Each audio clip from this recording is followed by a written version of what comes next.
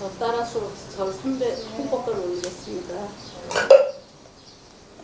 사경 심신의 태종신가랑 유원대법사 광희 중세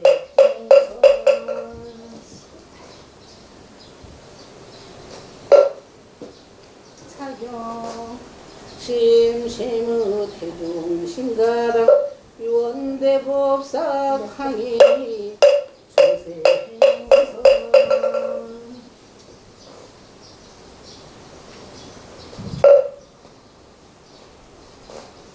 차경 심심의 태종신가랑 유원대법사 광희 중세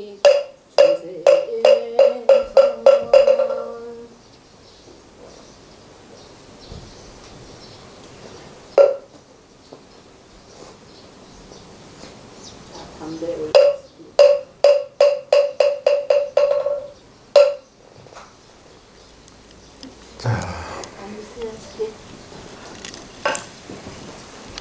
오늘 법문은 자막에 나와 있죠.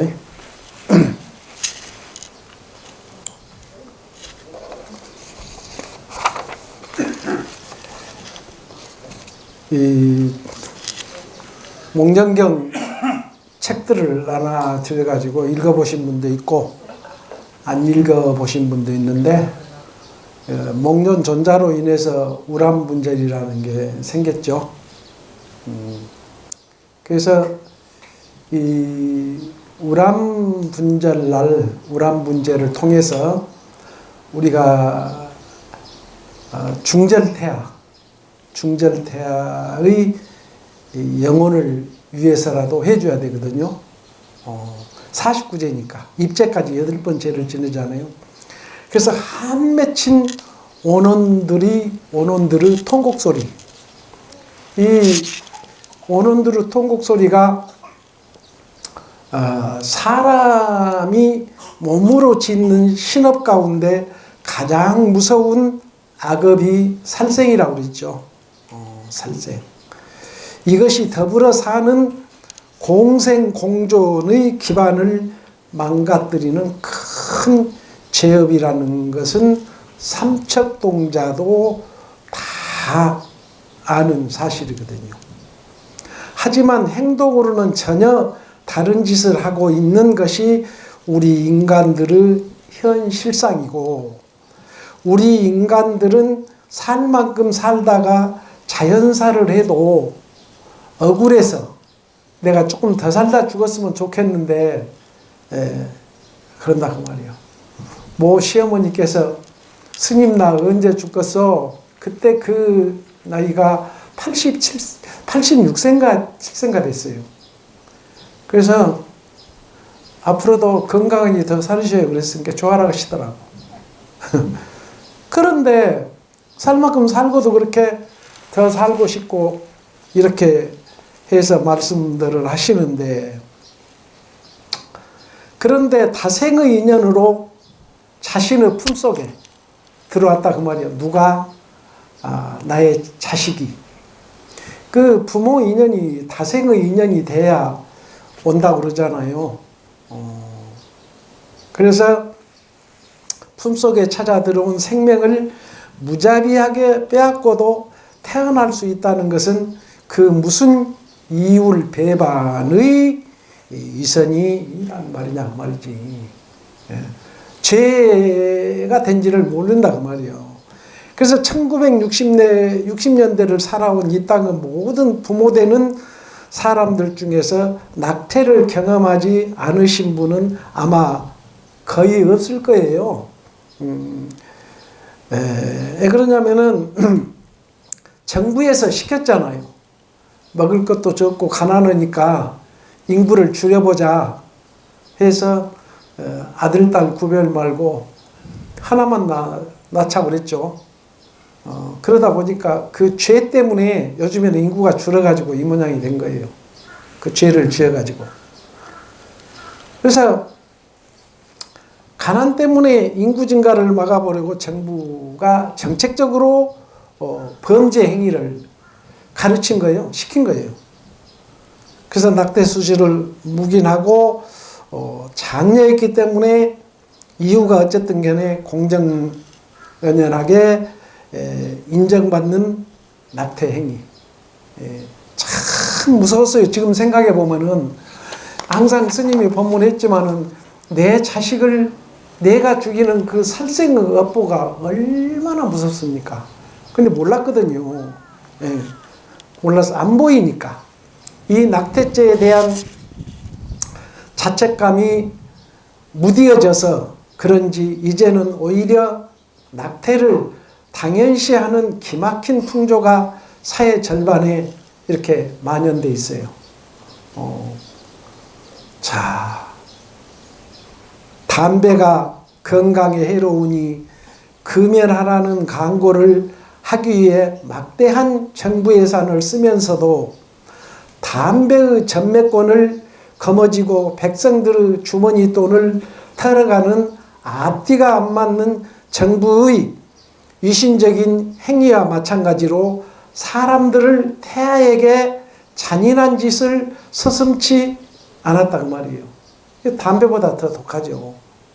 그래서 또한 현행범이라는 인공유산으로 낙태하는 것이 살인행위에 해당하는 방법이라고 규정하고 있지만 정부가 허가한 병원들이 알게 모르게 낙태 시술을 하고 있어도 제재를 받는 곳은 거의 없다고 말이에요. 그래서 의사의 본분, 생명을 살리는 것이 우선인데 일부 의사들은 낙태 시술을 돈 버는 수단으로 삼고 있었거든요. 그래서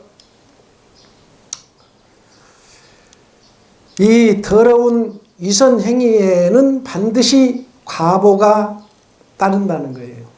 근데 보면은 여러분들이 이 유산을 하신 분들은 몸이 많이 아파요. 이게 과보예요. 원인이 없어. 그냥 몸이 무겁고 아프고 힘들고 짜증스럽고 그런다는 거예요. 이 경전에 나와 있어요. 그래서 이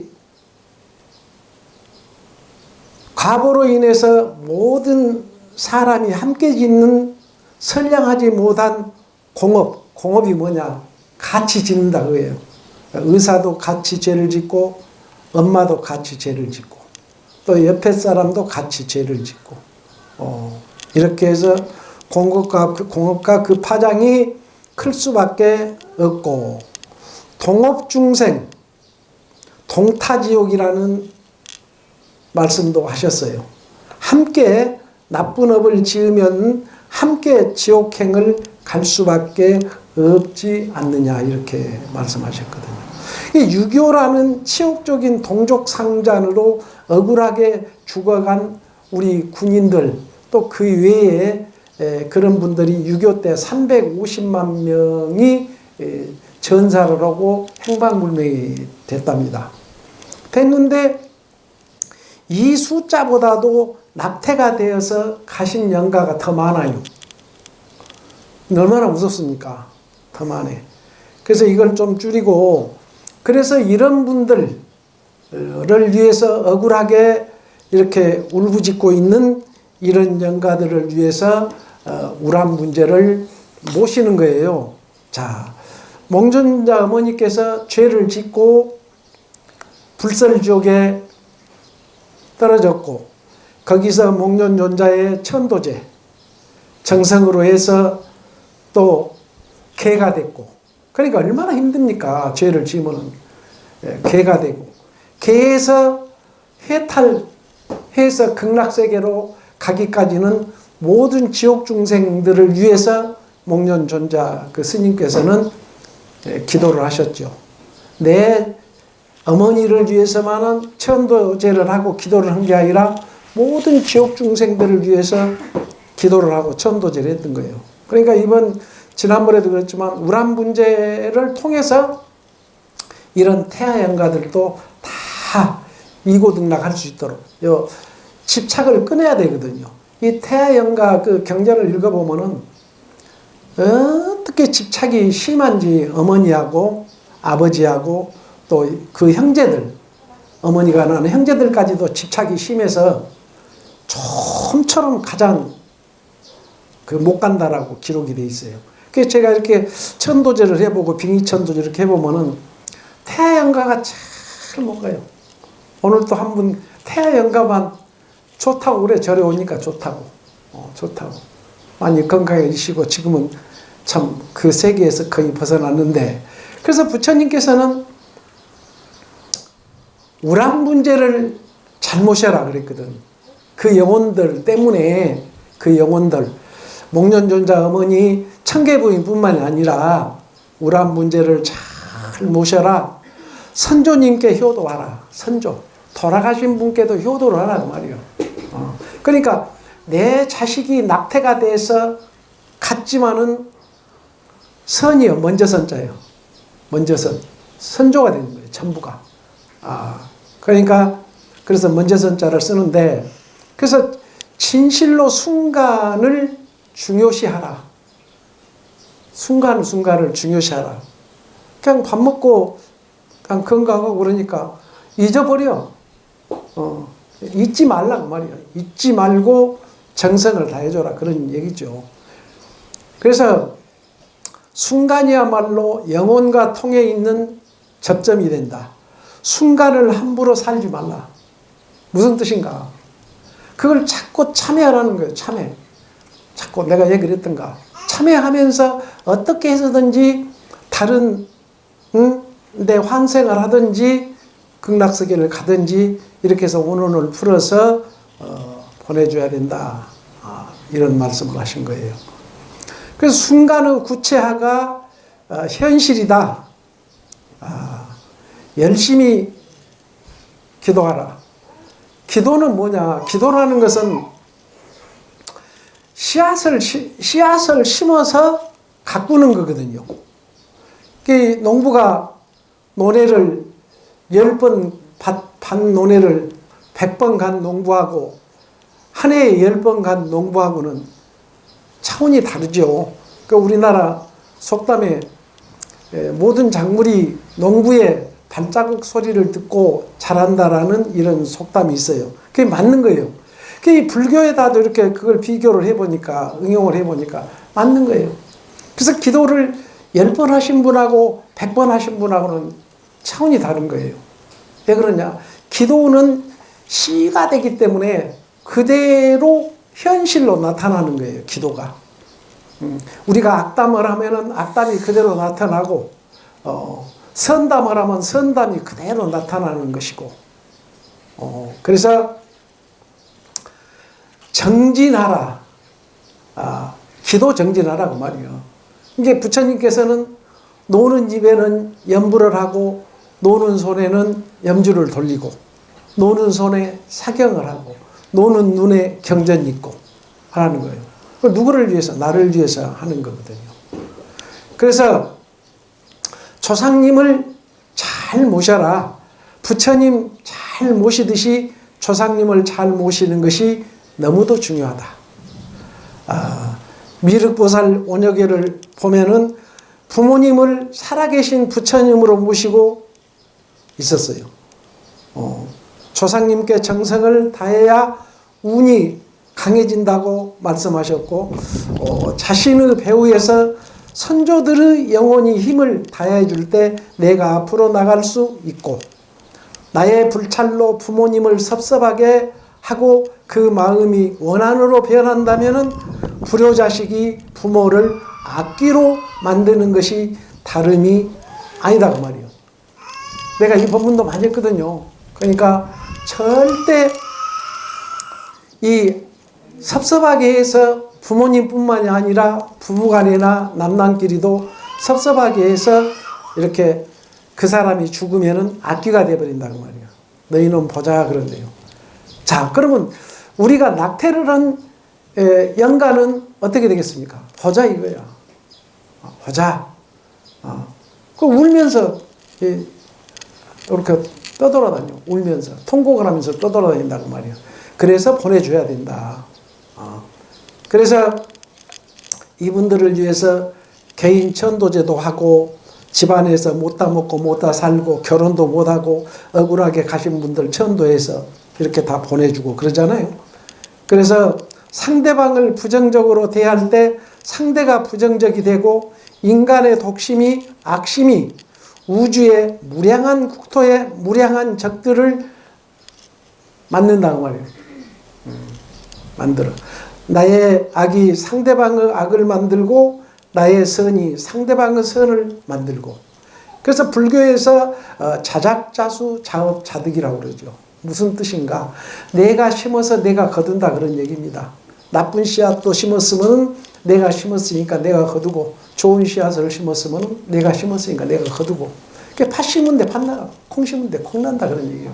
그러니까 여러분들이 항상 복을 짓는 일을 해야지 아무리 서운해도 복을 깨버리는 행위를 해서는 안 되겠죠. 그래서 모든 문제의 해결책은 자신에게 있고 문제는 자신에게 있고 해답도 자신에게 있다고 말이에요. 그런데 그 문제도 자신한테 있고 해결도 자신한테 있는데 무속인 집에 가서 물어본다고 말이에요. 사주팔자 관상 본 데 가서 물어보고 그게 되는 게 아니야. 해결책이 나한테 다 있는 거예요. 앞서 말씀드린 바와 같이 그 안에 다 들어있는 거예요. 그래서 불보살님의 보살핌 역시 마음 씀씀이에 달려있다.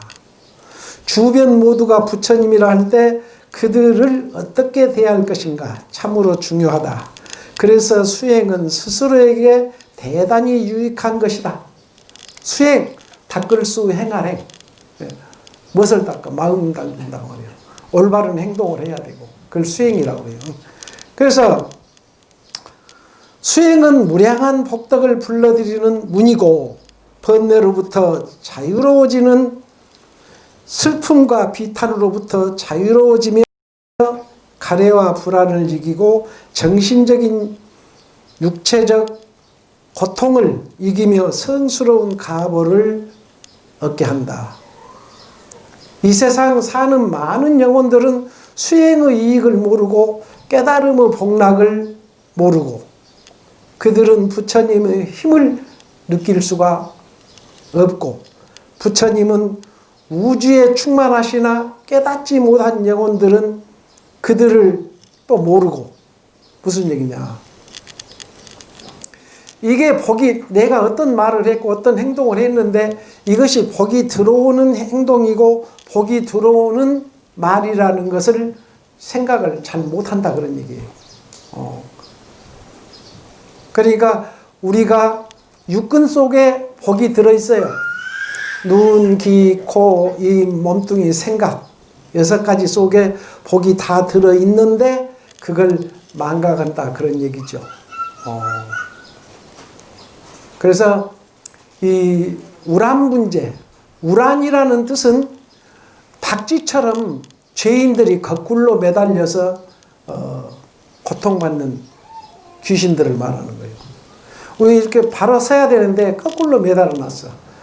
옛날에 일본 놈들 시절에도 거꾸로 매달아 놓고 고춧가루 물 코에다 집어넣고 그러듯이 그렇게 고문을 한다고 말이에요. 그래서 우란이라고 그래요. 우란. 거꾸로 매달려 있다. 그래서 7월 14일 날 입제를 해요. 입제. 그러니까 꼭 한 달 남았어요.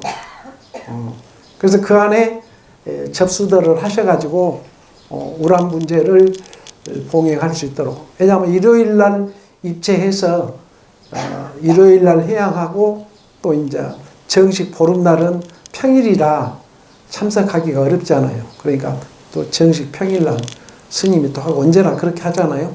그래서 입제까지 하면은 8번을 천도제를 하게 돼요. 첫날은 7월 14일 날 첫날은 스님들 3분이서 입제를 해.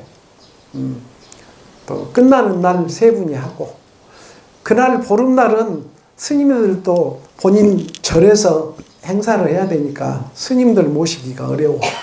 그래서 며칠 앞당겨서 일요일 날 해양해 버리잖아요.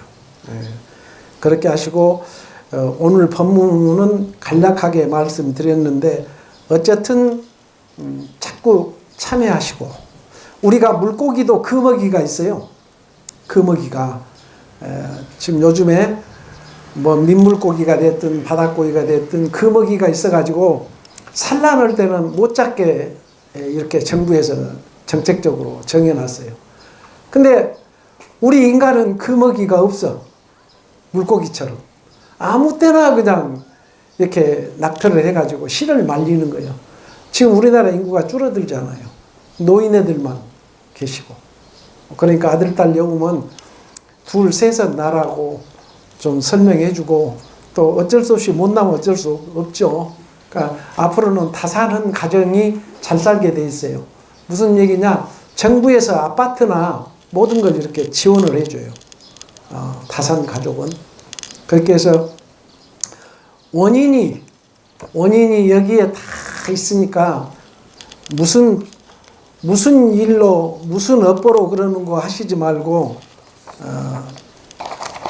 어쨌든 잘 생각해 보시고 오늘 법문을 여기에서 마치겠습니다. 자, 성불하십시오.